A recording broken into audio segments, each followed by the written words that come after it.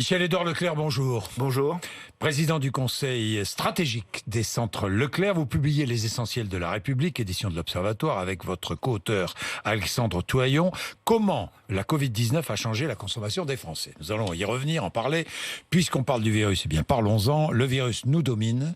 Le virus nous domine aujourd'hui. Les mesures décidées la semaine dernière sont-elles déjà insuffisantes? C'est la question que nous nous posons tous. 74% des Français jugent qu'elles ne sont pas cohérentes. Est-ce que vous les pensez cohérentes? Il y a un mélange de mesures sanitaires là dans ce qui a été pris, notamment qui concerne les confinements renforcés de 16 départements. Oui. Après, plus trois autres bientôt. Plus 3 autres bientôt. Et puis alors dans la réalisation, il y a des choses où on revient en absurdie, puisque on nous fait redécouper les hypermarchés où les consommateurs sont autorisés à aller. On nous les fait redécouper pour tenir compte du liste. Mais en fait, ça, c'est politique. C'est comme on fait fermer des magasins non alimentaires pour qu'il n'y ait pas de mouvement poujadiste, de gilets jaunistes ou de bonnets rouges ou je sais pas combien. On nous demande de fermer ces rayons-là au nom de l'équité. Au nom de l'équité. C'est pas au nom de l'équité. Au nom de l'équité. Oui, quelle est l'équité? Enfin, moi, je voudrais comprendre. Vous allez m'expliquer, peut-être, vous, en tant que commerçant, vous allez m'expliquer pourquoi, par exemple, les magasins de vêtements restaient-ils fermés? Expliquez-moi. En quoi? Mais en quoi? En quoi est-il plus dangereux d'aller acheter un pullover? Enfin, un pullover, c'est fini. Mais je sais pas, moi, une paire de chaussures. D'aller acheter une paire de chaussures que d'aller chez le coiffeur. On a le droit d'aller chez le cordonnier, mais on peut pas aller acheter une paire de Nike. Oui. Enfin, de Nike ou d'autres choses. Voilà. Non, ce que je veux dire, c'est que il y a des mesures. Franchement, je les justifierai pas. Ça, c'est clair. C'est pas moi qui les ai prises, monsieur. Non, mais Michel-Édouard Leclerc, oui. Donc, elles sont injustes. Elles sont souvent incohérentes. Alors, moi, je trouve qu'il y a beaucoup d'injustice dans cette incohérence. Par exemple, dans la persistance à fermer le secteur culturel. Par exemple, nos musées. Moi, je suis aussi président d'une fondation à Landerneau. Dans mon Landerneau, 18 000 habitants, on attire. On a un très beau lieu d'exposition. On est fermé. C'est Enki Bilal aujourd'hui qui est exposé. On peut pas le voir. Et franchement, on a des règles de jauge bien plus sécurisées qu'un supermarché ou un hypermarché. J'adhère à ce slogan du secteur culturel. C'est fermé. Je ne comprends pas parce que dans une ville de province, un petit musée de province, franchement, ça craint pas quoi. Et puis autre chose, il y a des librairies qui restent ouvertes, les librairies restent ouvertes et les espaces culturels dans les grands centres commerciaux sont fermés. Voilà. Donc pourquoi? Sans doute parce qu'il y a plus d'espace et trop d'espace. Non, c'est vrai qu'il y a des incohérences, il y a des injustices. Maintenant, je vais vous dire, c'est pas mon combat. Parce que, d'abord, je reconnais que quand on est à la manœuvre, le Castex, il s'en prend tellement dans les dents, il a toutes les corporations sur le dos, je lui laisse le job. Là, c'est clair. Ça, vous ne le prendriez pas. Non, mais par contre, c'est vrai qu'il y a des incohérences où pour lesquels nos salariés pâtissent. Par exemple, quand un énarque pond une liste de produits qu'il faut mettre sous cellophane, le consommateur est dans le magasin, il ne faut pas qu'il s'approche de ce produit-là, il faut qu'il aille vers une autre allée. Cette liste, elle correspond à des critères administratifs, mais dans un magasin, il n'y a pas des blocs de produits autorisés, des blocs de produits interdits. Comment vous êtes-vous organisé? La nuit, pas en télétravail, en vrai travail. On fait revenir le personnel pour rescruter des rayons autorisés. Et je vous fais remarquer que ça s'est fait en 2 jours, quoi. En 2 jours. La vaccination, je voudrais parler de la vaccination. Je voudrais quand même dire qu'on n'applaudit plus aujourd'hui le personnel de la distribution, le personnel de première ligne, les caissières. Je voudrais dire que quand même, faut se rendre compte, et c'est à moi de le dire, toutes ces mutations dans les 16 départements reconfinés, dans les centres commerciaux fermés, il y a des gens, quoi. C'est pas Michel-Édouard Leclerc, c'est pas le PDG de Système U ou de Carrefour ou d'Auchan. Ce sont des gens qui ont bien fait le boulot. En 2 heures, on leur demande de défaire, puis après, on leur envoie l'inspection pour savoir s'ils ont bien défait. On leur donne très peu de temps pour le faire. Donc, moi, je voudrais qu'on comprenne que ce personnel qui travaille dans les magasins, qui est à disposition, il fait un job quand même qui mérite ses lettres de noblesse. Eh ben et qui mérite peut-être des augmentations ou des primes. Je vais vous en parler, Michel-Édouard Leclerc. Vaccination dans les grandes surfaces. J'ai vu que le centre Leclerc d'Ajaccio, vacciné, avait mis à disposition un espace pour vaccinés. C'est vrai à Ajaccio, c'est vrai ailleurs ? Oui. Alors, il y a des partenariats qui se sont mis en place entre des médecins ou des groupes de médecins, des groupes médicaux.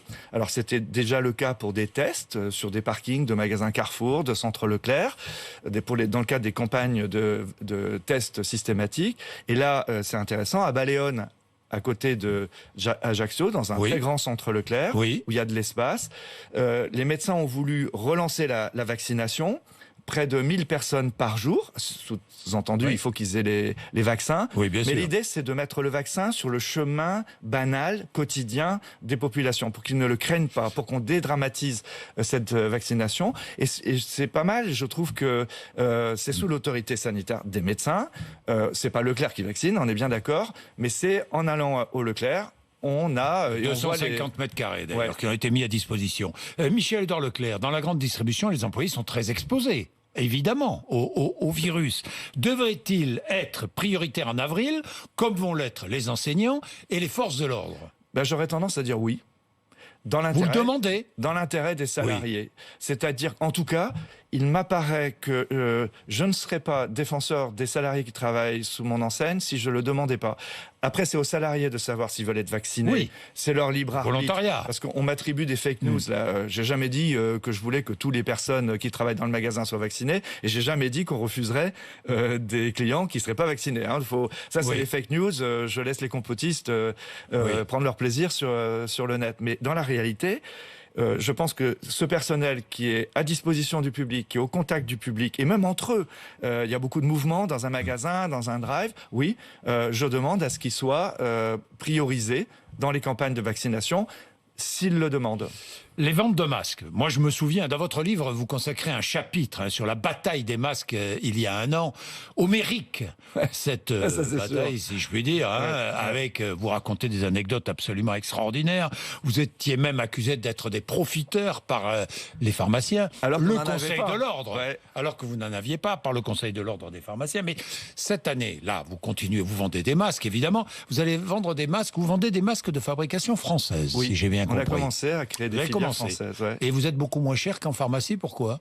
D'abord, il y a quelques pharmaciens, notamment dans les pharmacies Lafayette. Vous voyez, j'aime bien citer mes concurrents quand ils font le job.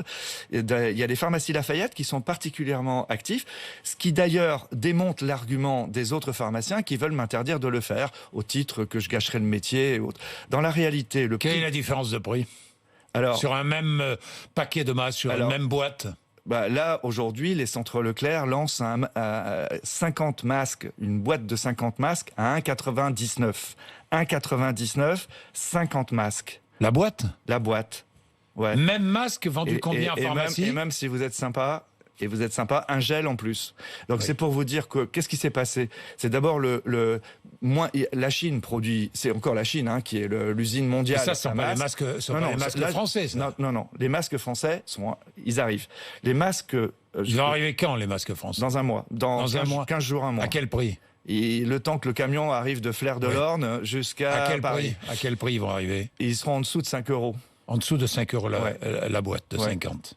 Ouais. Comme la dernière fois, vous avez déjà essayé de me les soutirer, cette information, et que je suis pas prêt, cette fois-ci, je vous résiste. En dessous de 5 €. Bon, les autotests, je voudrais en parler des autotests. 400 000... Juste pardon, si je peux me permettre, les masques. Un mot encore. C'est vrai qu'on les avait achetés quand c'était très cher. Oui. Parce que rappelez-vous, le président Trump, après cette foutue du Covid, il a changé de politique, puis il a envoyé tous les traders américains chercher des masques en Chine, en Asie. Oui. Donc il a surenchéri sur toutes les demandes françaises, anglaises, américaines, et rappelez-vous, c'était 40, 50 centimes, enfin 40 € les boîtes. Et en fait, et en plus, les avions, il n'y avait pas d'avion pour les ramener. Oui. Louer un avion, même avec l'aide de Bolloré, c'était 1 million le vol pour faire venir 15 millions de masques. Entre-temps, on a Leclerc, rien que Leclerc, on a acheté 700 millions de masques. 700 millions de masques. Mais le prix des masques aujourd'hui descend, il vient par bateau, et on arrive à le vendre maintenant 1,99 à prix coûtant. Et tous ceux qui nous ont emmerdés, qui ont, sur les réseaux sociaux, fait procès, qui ont margé là-dessus, je les renvoie finalement à leurs propres pratiques. Il y a eu des commissions d'enquête parlementaires, on a été bons, et je voudrais là aussi... Vous n'avez pas pris un centime.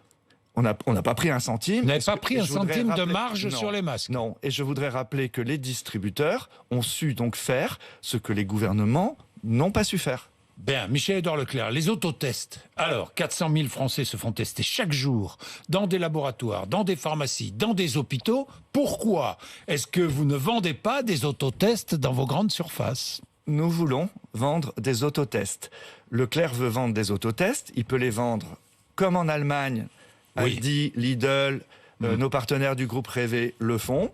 Et au pire, si vraiment on veut mettre une connotation particulière, on peut les vendre dans nos parapharmacies. Il y a des docteurs en pharmacie. Mais pourquoi est-ce que vous ne les vendez pas ? Parce qu'on n'a pas le droit. Mais pourquoi est-ce que vous n'avez pas le droit ? Parce que la corporation médicale et pharmaceutique ne veut pas qu'on vende ces tests de confort dans les grandes surfaces. Ça veut dire que l'État cède à la pression des lobbies pharmaceutiques. Ben oui.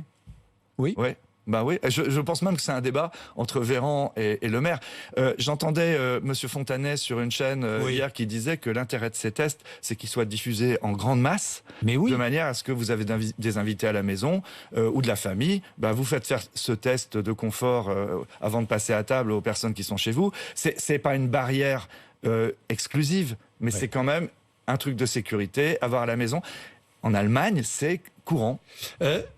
Dites-moi, le télétravail, pourquoi est-il si difficile de mettre les Français au télétravail ? Vous-même chez Leclerc, dans le groupe ? Ouais, ça se passe bien. Ça se passe bien, vous y arrivez ? Ouais, alors dans les métiers de bouche et tout ça, c'est pas possible. Il y a des laboratoires, il faut venir au magasin, mais dans tous les sièges, dans tous les services, la comptabilité, les achats, tout le monde est en télétravail. En télétravail. À peu près, au siège des centres Leclerc, c'est 1 jour de présence par semaine. Et encore, ce sont les salariés beaucoup qui demandent à être présents pour pas perdre le lien avec l'entreprise, quoi. Alors tout à l'heure, vous rendiez hommage à toutes celles et ceux qui travaillent.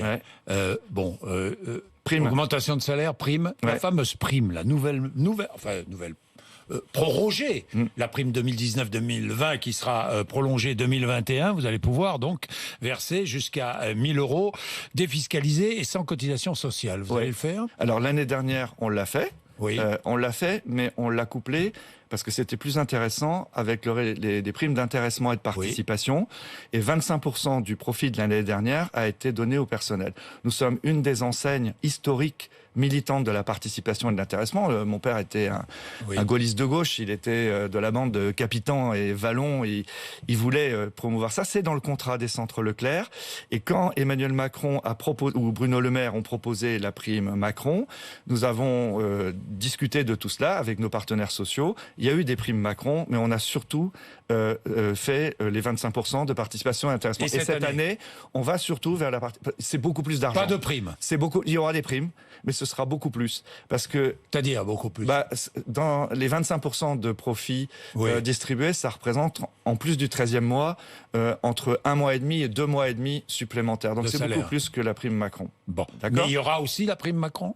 Dans les magasins où il n'y a pas assez de résultats, ou qui viennent d'ouvrir, ou qui ont été fermés, la prime Macron est intéressante, ou même pour toutes les entreprises qui n'ont pas d'accord d'intéressement et de participation, la prime Macron est quand même intéressante.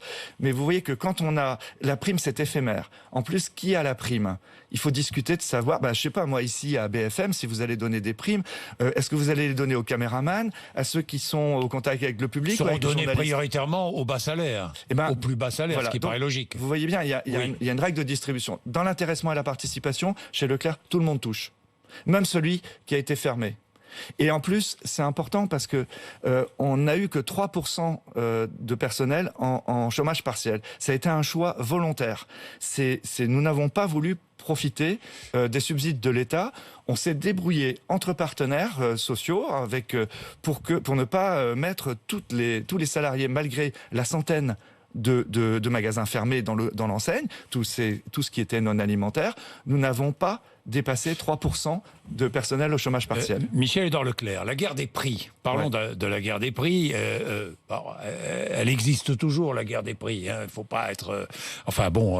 Serge Papin, la guerre des prix est surtout ce qui revient à la part qui doit revenir aux producteurs. Serge Papin, l'ancien patron de Système U, vient de rendre un rapport dans lequel il propose notamment de sanctuariser par contrat les prix agricoles. Bonne idée ? Oui. Vous adhérez? Oui. Oui. La question, c'est pourquoi on ne l'a pas fait avant, quoi. C'est-à-dire, c'est-à-dire que la prise en compte des coûts de production devrait être automatique dans les contrats. C'est dans la loi. Et c'est pas appliqué, dit le ministre. Pourquoi ? Soit parce que c'est mal fait, soit parce qu'il y a des gens qui l'ont pas appliqué. Ça garantit le prix aux producteurs. Je vous rappelle, Serge Papin, il connaît, parce qu'il était quand même pendant 10 ans leader d'un groupe de distribution qui s'est associé avec Auchan, puis avec Carrefour, puis avec Casino pour acheter le moins cher possible. Donc Serge, je lui envoie une peau de banane, mais il était de l'autre côté, d'accord ? Donc aujourd'hui, il veut qu'on fasse quelque chose qu'il ne faisait pas. Pourquoi pas ? Il n'y a que les imbéciles qui ne changent pas d'avis. Donc moi, je suis d'accord que toute la partie agricole, on garantisse aux agriculteurs français un seuil, des prix de seuil, des prix imposés, des prix de seuil, en dessous duquel on sait qu'ils ne pourront pas vivre. Et donc, ça fait sens de dire qu'au moment où ils mettent leurs produits agricoles sur le marché, les industriels qui les achètent s'engagent sur un prix. Et il faut que ce prix soit transparent. Et à ce moment-là, les industriels viennent voir les distributeurs en disant « j'ai acheté à ce prix-là, je ne vous le revendrai pas en dessous ». On sait, les agriculteurs ont un horizon. Moi, je trouve ça très bien. Ça paraît simple. Oui. Mais qu'est-ce qui fait que ça ne se fait pas ? C'est que les industriels transforment le produit. Les industriels ne veulent pas. Mais vous avez vu l'affaire Danone ? Oui. J'ai vu l'affaire Danone et des investisseurs, vois l'affaire du lait, parce que je vais vous parler du lait. Justement, des investisseurs ont fait virer le PDG de Danone. Oui. C'est pas pour ses choix d'entreprise à mission, ses choix écologiques. Ils ont dit, c'était dans tous les journaux, que l'entreprise ne rapportait pas accès à ses actionnaires. D'accord ? Quand Danone vient négocier avec moi et qui me dit « Michel-Édouard, monsieur Carrefour, monsieur Intermarché, il faut que tu me donnes plus pour que je redonne aux agriculteurs », je sais que c'est pas vrai, c'est dans les journaux. L'actionnaire dit « Non, c'est pour nous, on n'a pas assez... » C'est l'actionnaire qui prend au passage. Oui. Donc, si on veut mettre... Et ça, en un certain sens, le ministre de l'Agriculture le veut, il veut mettre ça à plat. Et on met ça transparent. Mais vous voyez bien que si on garantit au départ aux agriculteurs le prix qu'ils vont toucher, l'industriel sera obligé, parce que ce sera transparent, de répercuter à l'agriculteur le prix que je lui aurais donné. Des industriels, des transformateurs, je vous parlais de Lactalis, qui a fait pression sur le Conseil d'État. Conclusion, le lait, l'origine n'est plus obligatoire sur l'étiquette, sur décision du Conseil d'État. Nous continuerons à mettre l'origine sur l'étiquette. Tous les produits... Pour savoir, je sais pas moi, avec quel lait fait un yaourt, un beurre, ou d'où vient le lait que l'on achète dans vos centres Leclerc. Nous ne défendons pas que le pouvoir d'achat, nous défendons le savoir d'achat. Vous maintiendrez l'origine du lait. Sur tous les produits. Sur tous les produits. Mais pas sur les produits Lactalis, vous ne pourrez pas. Ah non, ça c'est lui. Eh oui. Les consommateurs. Oui, mais les consommateurs pourront choisir. Ne pas acheter Lactalis. Ça, c'est la liberté du consommateur. Oui. Je peux pas rentrer chez Lactalis et changer les emballages. Non, mais ça, je suis d'accord. Je suis d'accord. Mais quand même, je vous rappelle ça. Je suis venu il y a 1 an ici. Oui. Les mêmes qui veulent faire cette loi-là, cette nouvelle loi, sont ceux qui m'ont obligé d'augmenter le prix du Ricard, le prix de l'Évian, le prix du Joker, le prix du Coca-Cola, théoriquement pour m'enrichir, puis après pour que ça ruisselle vers l'agriculture en autorisant nos acheteurs à acheter des salades et du lait plus cher, etc. C'était des conneries, mais on a fait avaler ça au monde paysan. Donc ce que je voudrais maintenant, c'est qu'on ne nous utilise pas et qu'on ne ressorte pas ces bêtises-là, qu'on nous présente un projet de loi bien ficelé. Il est temps. Les agriculteurs souffrent, ils n'ont pas d'horizon, ils ont perdu le marché de l'export pendant le Covid, ils ont perdu le marché de la restauration hors foyer, les McDo et tout ça. Donc il y a urgence. Je pense, c'est bien de faire une nouvelle loi, mais pour moi, l'urgence, c'est de remettre ensemble, comme pendant le confinement, et c'est ça qu'on a écrit dans le livre, pendant le confinement, qu'on se retrouve à la même table, les industriels, les distributeurs et les agriculteurs, qu'on nomme les problèmes urgents et qu'on les résolve. Parce que moi, je connais près de chez moi des mecs qui vont faire faillite, ils s'en foutent de la loi dans 2 ans. Bien sûr, Michel-Édouard Leclerc, j'ai 2 questions. D'abord, une question simple. Sur quel produit faites-vous plus de marge ? Le plus de marge dans une grande surface. Le traiteur, peut-être ? Le traiteur. C'est sur le traiteur. Le traiteur, Bon, dernière question. Comment va être la consommation après Covid ? Est-ce que les Français, parce que tout le monde dit, oui, les Français privilégient le bio, privilégient les produits dont on connaît l'origine, achetés ou produits tout près, de proximité, mais le prix reste le prix. Oui. Ce sera toujours essentiel, plus encore peut-être après. Et il faut apprendre à décliner le prix et la qualité. Oui. Parce que pendant la crise, on a mal mangé. On a été boulimique, on a pris des kilos, on a mangé des pâtes, etc. Bon, mais maintenant, les consommateurs, des produits transformés. Ouais, maintenant les consommateurs, avec l'arrivée des produits de saison, vont reprendre le chemin vertueux des états généraux de l'alimentation. C'est moins de sel, moins de sucre. Tous les médecins le disent maintenant sur tous les plateaux, oui. Même pour pas attraper le Covid. La préoccupation sanitaire, c'est quand même d'avoir un corps sain. Donc cette préoccupation-là du manger mieux va rester. Le bio va se développer encore plus, se développe énormément, mais c'est plus cher. Donc il faut le rendre accessible. C'est pour ça qu'il faut pas opposer le prix bas de Leclerc au bio de Biocoop. Il faut aujourd'hui organiser la production de bio pour qu'elle arrive à tous moins cher. C'est un vrai combat politique. Tout ce qui est meilleur doit être moins cher. Pourquoi ? Parce que d'abord, il y a une crise du pouvoir d'achat énorme. On nous parle des 300 milliards d'épargne pas dépensés, mais ça, c'est les riches qu'on met de côté. Donc, dans la réalité, il y a de la précarité. C'est pour ça qu'on vend les masques moins cher. Il y a de la précarité. C'est pour ça que le président de la République a dit 1 euro le repas à la cité universitaire, et nous, on a fait 21 euros, 21 repas. Oui. Il faut se développer partout pour être moins cher, mais meilleur. Ça n'a pas changé. Hein. Ça n'a pas changé. Merci Michel-Édouard Leclerc. Je rappelle le titre de votre Les essentiels livre, de la République. On est tous essentiels. Oui. Merci. Il est 8h55. Vous êtes sur RMC et BFM TV.